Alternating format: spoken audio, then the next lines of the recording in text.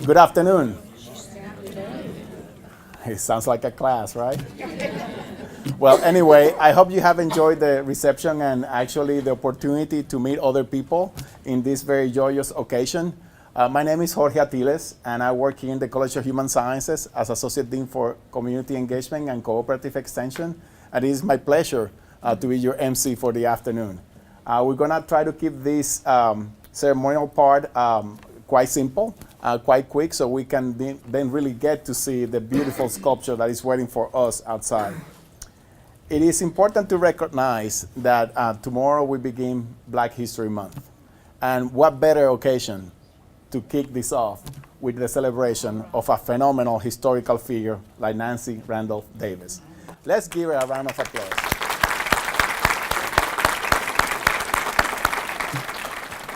I do trust that she's overseeing this, that she's looking upon us and knowing that she was a true pioneer.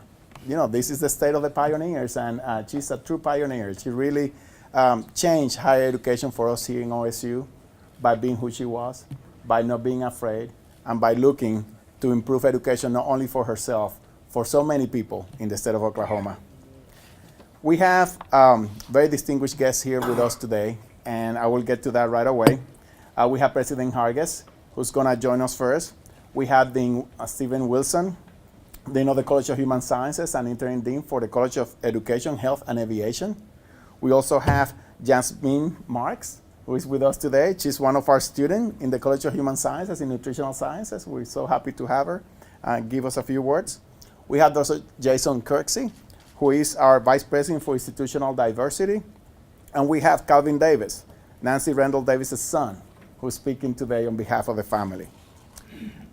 It is also important to know, when this courtyard was designed right outside this building, there was always the idea of having someone of importance being celebrated there. So we are so thankful to Joe Weaver, to the OSU Foundation, and others who have contributed to make this great dream happen. So we can really celebrate something of this magnitude. Without any further ado, President Hargis.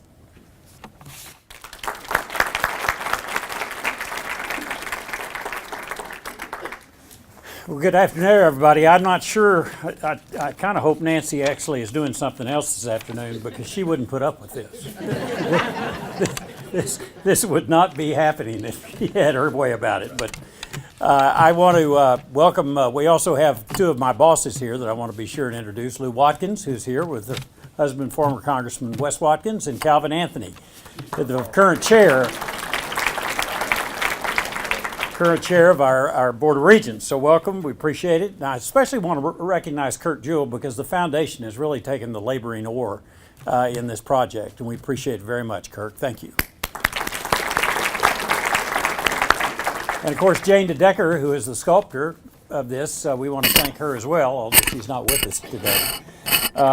But this is just the second full-life sculpture of a human being on this campus. And the other is, of course, Henry Bennett, the venerable president for almost 30 years, I think, here at Oklahoma State. And now we have Nancy Randolph Davis.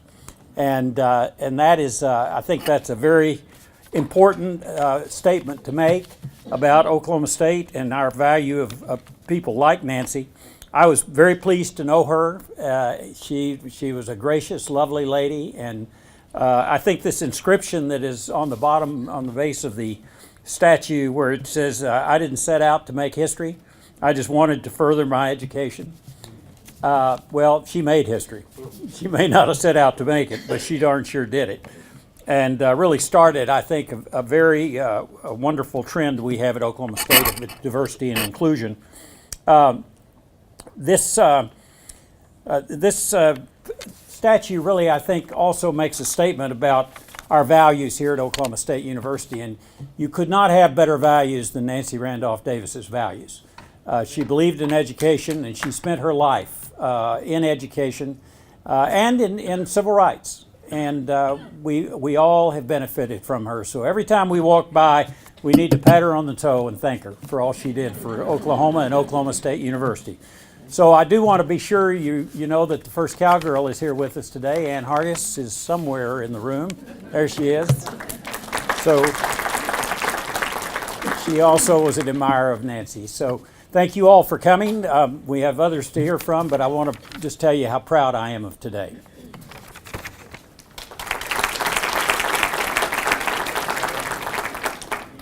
Thank you, President Hargis. I think it's important to realize that we are very fortunate to be in a university that really respects diversity, and where somebody from another culture, another language can feel welcome and be able to succeed. One of the things that I admire the most about President Hargis is that when we have had those few occasions in which diversity has been challenged, he has immediately responded, and it's been publicly responded appropriately, and it shows that we are committed to difference. So thank you, President Hargis, for all that you do to really further institutional diversity. Next, we have Dean Wilson. As you know, Ms. Davis came to this college and was able to obtain her master's degree, which is a tremendous achievement. So, Dean Wilson, would you please tell us a little bit about it?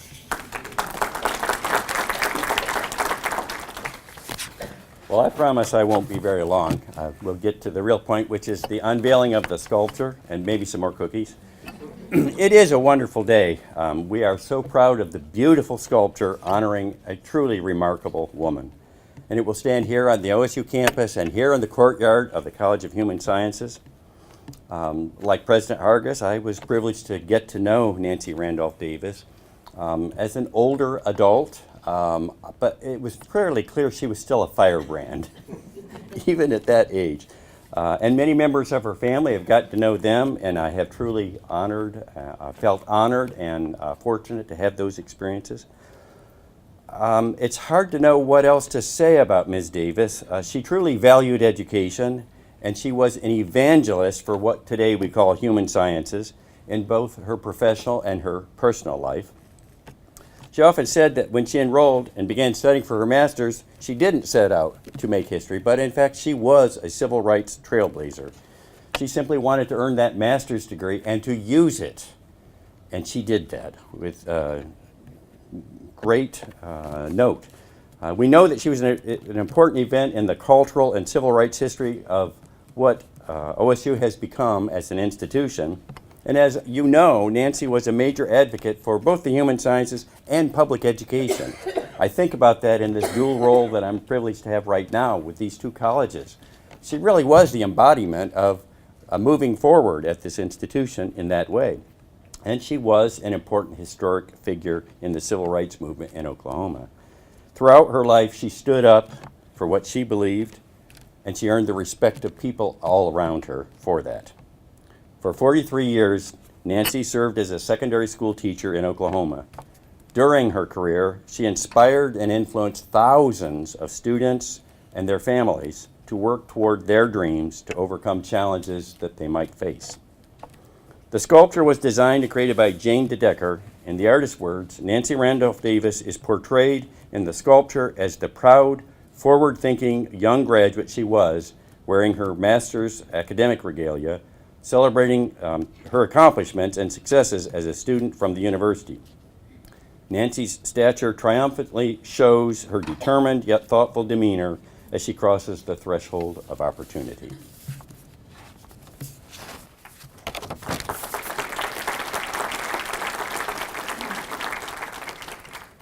Thank you. Thank you very much, Dean Wilson.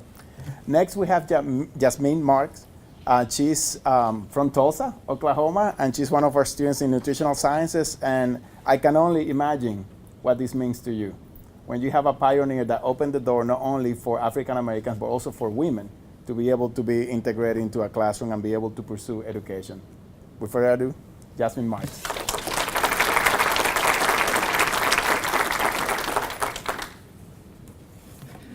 Good afternoon.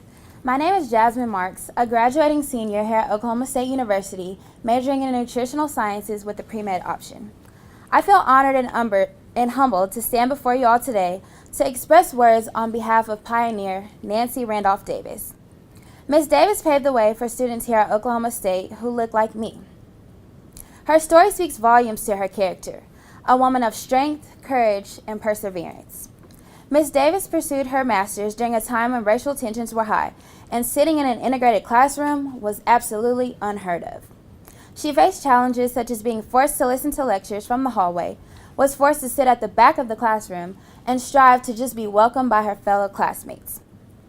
Although these hurdles laid in the way of Miss Davis' aspirations, she did not let them stand in the way of her goals, which is why she should be honored and remembered today as the first African American to enroll at Oklahoma A&M. Some of our greatest accomplishments in life will be in the face of adversity, but we must remember to rise to the occasion, as did Nancy Randolph Davis, because we never know what doors and opportunities will be open for others as a result of our leap of faith. Today, I challenge each and every one of us to learn from Nancy Randolph Davis. Although she had barriers, Davis did not let that stop her, which is a lesson that we can learn from as we all each pursue our own aspirations. Not only did Davis teach us perseverance, but she also gave the gift of education back to her community for 43 years. I am so grateful for Davis's leap of faith, because if not for her, I would not be able to get an education here at Oklahoma State today, and most definitely would not have the freedom to choose my seat in the classroom. I am thrilled that Oklahoma State and the OSU Foundation have commissioned this sculpture in her honor to be placed here on the grounds of this college, and I hope that the generations of students to come will appreciate and learn from the most respected and admirable Nancy Randolph Davis. Thank you.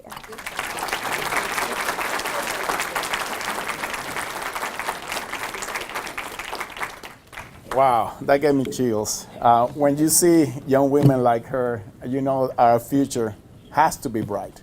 It has to be brighter. And thank you so much for sharing so beautiful words. And best wishes in your career. You're going to do great things in life. Let's give her another round of applause.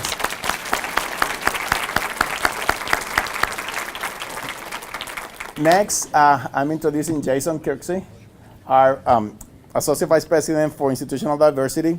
He is someone that is known by many of you, but what is even more important is the legacy that he's already building for this university. We have been recognized multiple times at the national level for our institutional diversity and how firm we are about being serious in this regard. So, Dr. Kersey.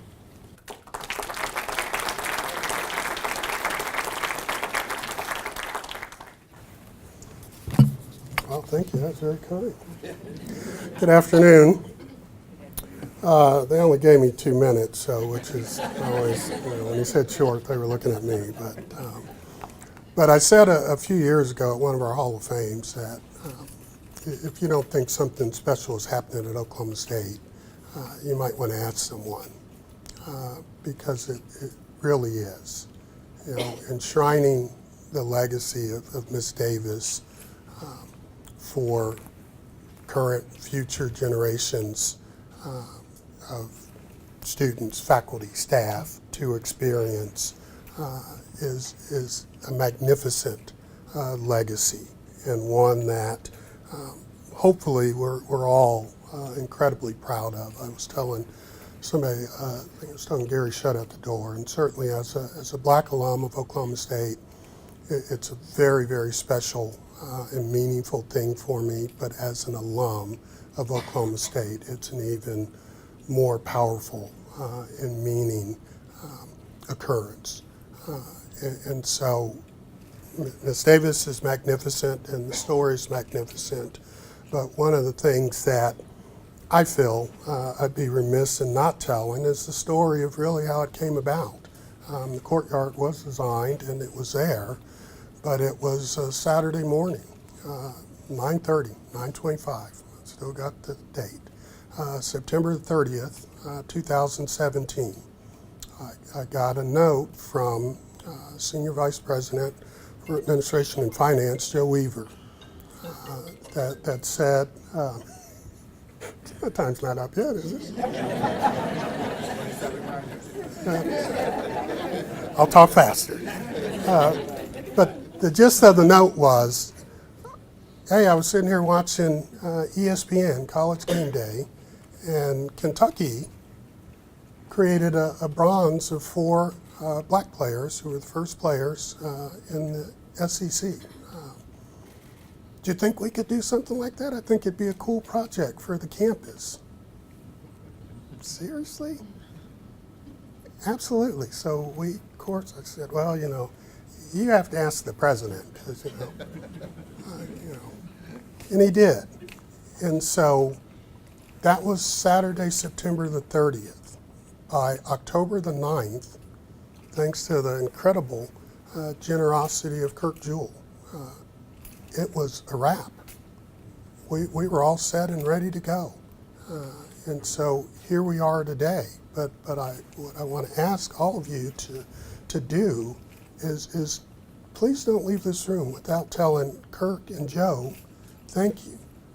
Because while the vision was for a sculpture to be there, for it to come to fruition the way that it did is pretty special. And frankly, from the two guys that it did. And it wasn't a response to anything. And so what's important for us to understand is it epitomizes the spirit of Oklahoma State. This sculpture represents an incredibly powerful and proud and profound moment for this institution, for every one of us that know it, that love it, that care about it, that puts us on a path that is undeniable, a commitment to inclusion that is unwavering and unquestionable, no matter what shows up, what happens, who shows up. It says something incredibly significant about who we are, and we owe that to Miss Davis and her legacy, and I agree. We should make sure that every time we pass, that we reflect on who she is and what she stands for, and more importantly, what that sculpture represents about Oklahoma State University. Thank you.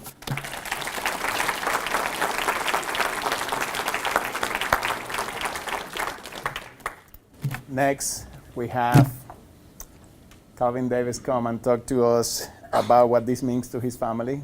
I would like to ask the members of the family to please stand so we can recognize you. Members of the Davis family, please.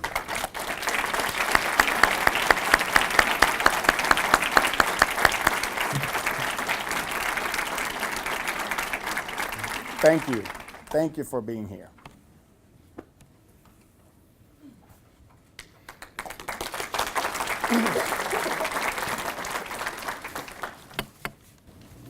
You can't say thank you enough. I'm going to try. Muchas gracias. Grazie. Annyeonghaseyo. Dankeschön. I can go through the whole list of ways to say thank you, but I cannot say thank you enough. I can say asante sana also, as we would say in Swahili. Yes. But to President Hargis, to Cowgill Girl Hargis, to the Board of Regents, to the great people here, to Dr. Stephen Wilson for what you've done for this university, for our family, in the memory of even my mother. I say thank you. Jackie Lockmiller, where are you? Lockmiller, I'm sorry, Lockmiller. There she is. Would you stand up? I just want to say to you and your staff, thank you for coordinating this event. You were doing coordination, and you were even a traffic cop out here today. Thank you for all that you've done. Dr. Kirksey, we can't say enough to thank you for your diversity, for what you've done to bring inclusion to the university and to our family. Thank you so much. To the sculptors, Jackie DeDecker, who's not here, to everyone. We could say just God bless you, thank you, but I want to recognize the family. I was going to have my sister, who was actually also my friend and my hero, to stand with me, but I said she might be standing a little long. I'm going to indulge me for 5 minutes. I wanted to say something else. My daughter was going to stand with me. By the way, would you stand up, Tecklin Jackson Davis? She is a, thank you. And her friend, actually her school is here. She's a student here, graduate student here at OSU, following in her grandmother's footsteps. She's standing on the shoulders of her grandmother. And you guys stand up. Stand up. These are her people in her department. Okay, raise your hands. All right. Thank you for coming. If you're a friend, a student of Nancy Randolph Davis, raise your hand and leave it up if you would. Raise your hand.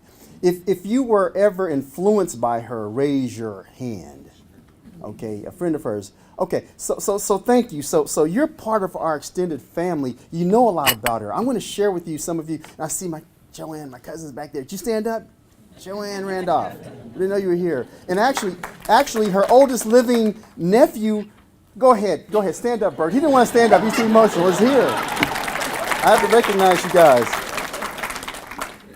But none of this is really about her. I will say this: my sister Freddie couldn't be here, my queen couldn't be here, my wife Renee, and my son Torin. But they are here symbolically. And I do see some of my classmates. I have people who were in school with me at Langston University, some who were with me in law school at Howard, and they live here. They didn't come. But some of my high school, Star Spencer High School friends and classmates are here. Hey, raise your hands, folks. Oh, I see you guys. Thanks for coming. They knew my mother was great. They knew that I will never reach her, my father's stature, but they still liked me anyway. They knew me was a nerd. I still am. So thanks for coming, folks. To get on with this, because I know we're here for a purpose, a great purpose, but I did want to tell you that this tribute is not a tribute just to my mother, but to the uniqueness of Oklahoma's Superior University, OSU. Oh, did I say that out loud? I mean, OSU, Oklahoma State University. Superior. Why is it superior? Because in truth, this school was actually the first school of higher learning to have an African American actually attend the school. The truth is that you know about the great Ada Lois Scipio Fisher, who was my constitutional law professor, who actually was my mother's sorority sister, AKAs are here, I know, in the house, and she she was her dorm mate, older. Even though she had to go to the state court and the Supreme Court to be admitted, she was admitted. She actually attended there in August. Oklahoma, OU, their school. OU in 1949 of August. My mother, actually, the doors opened in June of 1949. We were first, folks.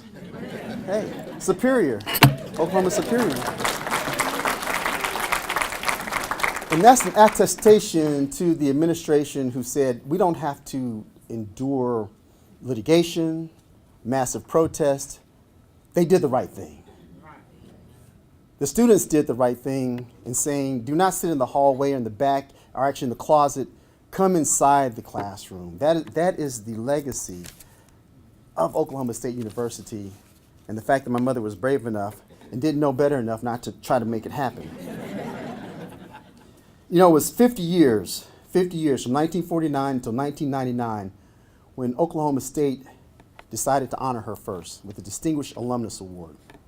2001, a building, Davis Hall, was established. Thank you. That was amazing.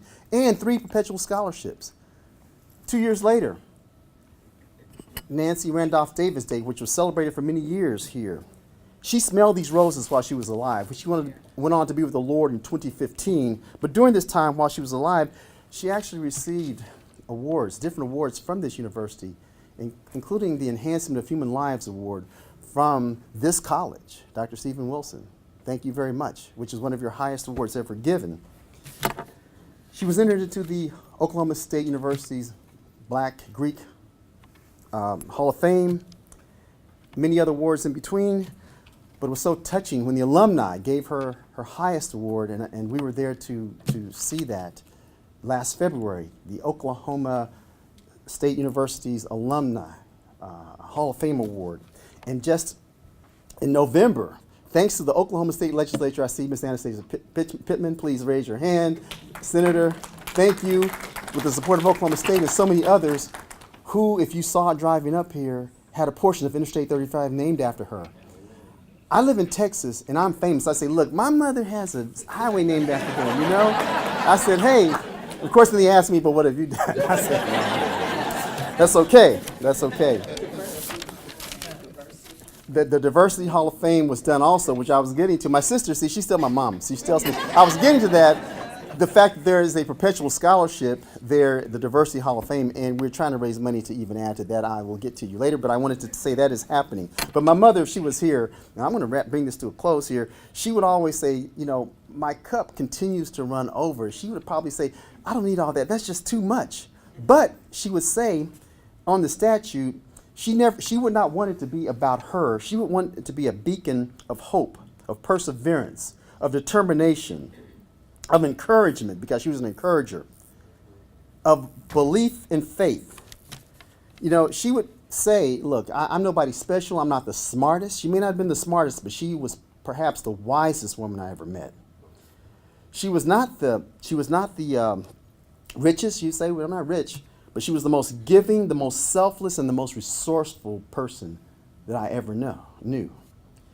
She was not the most well-known, but she was certainly the most determined and, man, gosh, the most faithful woman and the biggest encourager that I knew. You did not mess with her kids either, her children or students. I wasn't going to tell you this, but I'm going to indulge me for this one story I thought about. There are a lot of the good Dungy folks here who attended Dungy, who were a teacher. She was. Raise your hand if you went to Dungy High School or school. My big sister's over there too, and oh gosh, look at that. Marilyn Looper's here. My Aunt Clara's daughter's here. Marilyn Looper. So mother was the advisor for, I believe it was the senior class. And they had an annual basketball game that they played against the faculty. Now, my father was a vice principal at Dungy High School. He happened to be one of the referees that day. Well, it was determined that by her students that they're cheating us, Miss Davis. And she says, are they really? She didn't really understand basketball that well or anything. But they said it, and they were losing. Now, I was not alive, but my dad tells the story that she got so angry because they were making such bad calls, she took her umbrella, ran on the court, and nearly cracked him on the side of the head. They got married later, so everything was good. But she would fight for her kids, for anybody, and she fought for people in the civil rights movement, along with Aunt Clara, the NAACP. She fought at Star Spencer to make sure that everybody, regardless of their race, creed, or color, got a fair shake. She disliked and hated injustice and inequities. And she continues, I'm sure in heaven, she's teaching a lot of good things up there right now. So when you look at that statue, I think she would want you to think of belief. Because she always said, if I can do it, you can do it. And if you believe in God, anything is possible. She would say, look, I'm from Sapulpa, Oklahoma. I'm a country girl. I am the granddaughter of slaves that came from Virginia, all the way settled in Marlin, Chilton, Texas, and on my grandmother's side in Yoakum, Texas. They rode a wagon train up to Colbert, Oklahoma, where my grandmother and grandfather met. They moved to Sapulpa during the Tulsa riots. My mother was not born then, but my grandfather survived that, Ed Napoleon Randolph. And he moved his family during the Depression to the country. She said, I'm a country girl. I know how to milk cows. I know how to get the eggs out of the chicken roost. I know how to plant and harvest crops. She said, so I don't care if you came from the country. I don't care if you came from the urban areas, the rural areas. Whatever you want to do, you can do it. I'm proof of that. And I think she would want you to see that as a point of encouragement.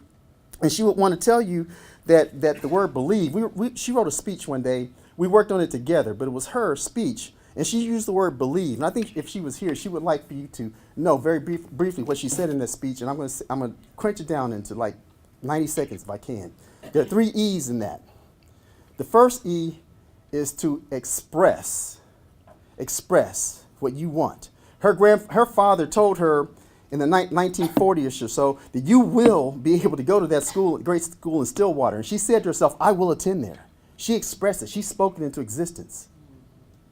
The next thing she did, she envisioned. She saw herself doing it because her father told her, my grandfather told her, she believed everything he said, and she believed God when he said, you're going to do it. So she didn't believe anything else other than that. She envisioned it. So she expressed it, she envisioned it, and then she prayed and she executed. Faith without works is dead. She was an executor. So I would say when you look at that, think of the word believe. I don't care how old you are, if you're a student, if you've graduated, if you retired, if you're going through challenges, that you believe that success is yours and can be done, it can happen. I can only say thank you again, God bless you, and go.